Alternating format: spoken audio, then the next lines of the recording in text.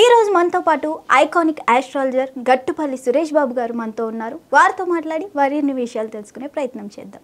నమస్తే గురుగారు. జై శ్రీమన్నారాయణ. గురుగారు, ఈ నవంబర్ నెలలో మీనరాశి వారికి ఎలా ఉండబోతుంది? అలానే మనకి ఈ ద్వాదశ రాశుల్లో ఒకటైనటువంటిది మీనరాశి. ఈ మీనరాశి వారికి అయితే ఈ మాసం కలిసి వస్తుందని చెప్పొచ్చు. ఎందుకంటే అన్ని రాశుల వారికి ఒక్కొక్క మాసమే కలిసి వస్తుంది. దాంట్లో ఒకటి ఈ మీనరాశి వారికి అయితే జూలై మాసం, జూన్ మాసం, అలానే జనవరి మాసం, దాంతోపాటు నవంబర్.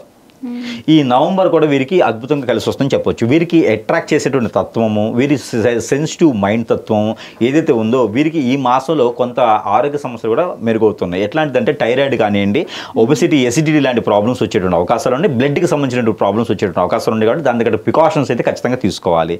అలానే ప్రయాణాలు చేసేటప్పుడు కొంచెం ఆచి చూసి చేసుకోవాలి. సొంతంగా ఏదో పనులు చెప్పి దూర ప్రయాణాలు చేసామంటే మాత్రం ఖచ్చితంగా వీరికి ఇబ్బంది కలిగేటువంటి ఆస్కారం ఉంది. కాబట్టి ఈ మేర ప్రయాణాలు చేసేటప్పుడు ప్రికాషన్ తీసుకోవాలి. ప్రికాషన్స్ అంటే బండిలో గాలి ఉందా, ఈ ట్యాంకులో ఆయిల్ ఉందా కాదు, మన పక్కన ఎవరైనా ఉన్నారా చూసుకోవాలి. ఒంటరిగా ప్రయాణం చేయకూడదు. అలానే ఒంటరిగా అంటే ఎవరినో అమ్మాయిని మాట్లాడుకుని అబ్బాయిని మాట్లాడుకుని డబ్బులు ఇచ్చి కాదు, మన వాళ్ళనో లేకపోతే డ్రైవర్నో పెట్టుకొని వెళ్ళాలి.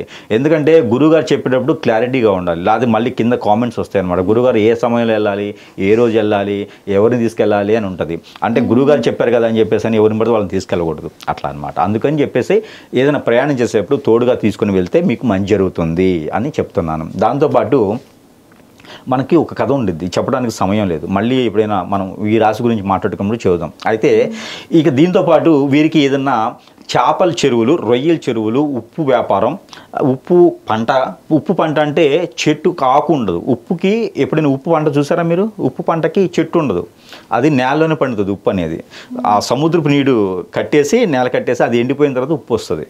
అలాంటి పంటలు వీరికి అద్భుతంగా ఉంటాయి. ఆ పంటలు ఏదైనా ప్రయత్నం చేస్తే చేయొచ్చు. మన ఊళ్ళో సముద్రం లేకపోవచ్చు, అలాంటి ఉప్పు వేసి ఉప్పు పండించుకోవచ్చు. అలాంటి పంటలు వీరికి అద్భుతంగా ఉంటాయి అన్నమాట. ఈ సంవత్సరంలో ఈ మాసంలో మొదలు పెట్టినట్టయితే కాక చేపల చెరువులు, రొయ్యల చెరువులు, సపోటాలు, అలానే పప్పాయి, మునగ, కరివేపాకు లాంటి పంటలు వీరికి అద్భుతంగా ఉంటాయి. నిమ్మ కూడా వీరికి బాగుంటుంది. అలాంటి పంటలు ఏదైనా పండించిన వారు ఉంటే వారి దగ్గర కొనుక్కున్నా, మారు వ్యాపారం చేసినా కూడా, అంటే డీలర్షిప్, మార్కెటింగ్ రంగాలు చేసినా కూడా బాగుంటుంది వీరికి. అలానే బ్యాంకింగ్ సెక్టార్ వారికి చాలా అద్భుతంగా ఉంది. ఫైనాన్స్ సెక్టార్ వారికి చాలా అద్భుతంగా ఉంది. ఇన్సూరెన్స్ కంపెనీల్లో చేసే వారికి చాలా అద్భుతంగా ఉంది. అలానే ఈ యొక్క ఎలక్ట్రికల్ ఐటమ్స్, కార్ షోరూమ్స్ లాంటివి ఉంటాయి కదా, అలాంటి వాటిలో జాబ్ చేసేవారికి కూడా చాలా అద్భుతంగా ఉందని చెప్పొచ్చు. అలానే సూపర్ మార్కెట్, మర్చెంట్ షాప్స్, అలానే కిరాణా షాప్స్, జనరల్ స్టోర్స్, పూజ సామాగ్రి షాప్స్ చేసే వారికి, బిజినెస్ చేయాలనుకున్న వారికి అద్భుతంగా ఉందని చెప్పొచ్చు. అలానే మెడికల్ షాప్స్ పెట్టుకునే వారికి అది కూడా అద్భుతంగా ఉందని చెప్పొచ్చు. ఇలాంటి బ్యూటీ పార్లర్, బ్యూటిక్ లాంటి వాటికి కూడా ప్రయత్నం చేయొచ్చు. సెలబ్రిటీగా, పొలిటికల్గా కూడా ప్రయత్నం చేయొచ్చు ఈ మాసంలో అయితే కనుక ఈ రాశి వారు. అది కూడా నవంబరు 15వ తారీఖు తర్వాత ప్రయత్నం చేసినట్లయితే అద్భుతమైనటువంటి ప్రతిఫలాలు వీరు లాభిస్తాయి. కాబట్టి ఆ మేర ప్రయత్నం చేయొచ్చు. ఆల్రెడీ జాబ్ చేసేవారు ఉంటే కనుక ఆ జాబ్ చేసేవారు కూడా వెసులుబాటు కనిపిస్తూ ఉంది. ప్రమోషన్స్ కానీ, ఇంక్రిమెంట్స్ కానీ కనిపిస్తూ ఉన్నాయి. జాబ్లో చేంజ్ కూడా కనిపిస్తూ ఉంది. అది ఎప్పుడంటే 7వ తారీఖు తర్వాత. అది కూడా ప్రయత్నం చేయాలి. ప్రయత్నం చేస్తే ఖచ్చితంగా వీరికి జాబులు వెసులుబాటు కూడా కనిపిస్తూ ఉన్నాయి. ఇలాగా అన్ని రంగాల్లో ముందుకు వెళ్ళాలి. డబ్బు ఆదాయ వనరులు కూడా మనకి సృష్టించబడ్డాయంటే జాబులకు చెప్పాను, బిజినెస్ చెప్పాను. వీరికి ఎవరికి డబ్బులు ఇవ్వకూడదు, డబ్బులు ఇచ్చి అడగకూడదు. అడిగితే శత్రువులు అవుతారు. డబ్బులు ఇవ్వకుండా ఉంటే మంచిది.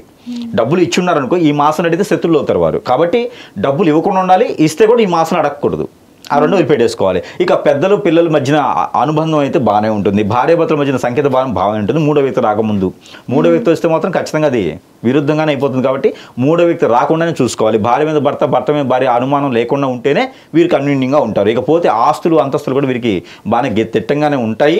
అవన్నీ కూడా బయట పెట్టకుండా వీరు సాదాసీదాగా బతకడం అనేది వీరి నేచర్, వీరి నేతృత్వం. కాబట్టి వీరికి ఇబ్బంది అయితే ఏం లేదు. ఇంకా ఆరోగ్య సమస్య అయితే కొంచెం చెప్పాను కాబట్టి జాగ్రత్త తీసుకోవాలి. ఇంకా ఏ రంగంలో ఉన్నవారు అయినా సరే అన్ని రకాలుగా బాగుండాలి అనుకుంటే కనుక ఇక ఖచ్చితంగా అయితే మాత్రం ఈ మీనరాశి వారు కొన్ని రకాల పరిహారాలు చేసుకుంటే అద్భుతంగా ఉంటుంది. దాంట్లో మొదటి పరిహారం ఏంటంటే కనుక ఒక 56 రూపాయలు డబ్బులు తీసుకొని, అది ఇండియన్ మనీ, దుబాయ్ మనీ అని కాకుండా ఇండియన్ రూపీస్లోనే చెప్తా ఉన్నా. అది పేపర్ అయినా కావచ్చు, అది కాయిన్స్ అయినా కావచ్చు. ఒక 56 రూపాయలు వీరికి చుట్టూత క్లాక్ వైజ్గా దిష్టి తీసుకొని వాటితో ఏదైనా మిఠాయిలు కొనేసి ఆ మిఠాయిలు ఏదైనా పేదవాళ్ళకి, అడుక్కునే వారికి పంచిపెట్టాలి. ఈ రకంగా చేసినట్టయితే వారి మీద ఉన్నటువంటి దిష్టి దోషాలు, ఆర్థిక సమస్యలు, ఆరోగ్య సమస్యలు అన్నీ కూడా కొంతమేర పటాపంచకపోతే ఇది వారంలో ఒకసారి చేయొచ్చు, ఏ వారమైనా చేయొచ్చు. అందులో వీరికి శనివారం, మంగళవారం అయితే మంచిది. మరొకటి వీరికి దేవుని అనుగ్రహం కూడా కావాలి. కాబట్టి ఏదైనా శ్రీ వెంకటేశ్వర స్వామి వారి కళ్యాణ వ్రతం కానీ గాయత్రి మంత్రం కానీ వీరు ప్రతిరోజు పారాయణం చేసుకుంటే చాలా మంచి జరుగుతుంది.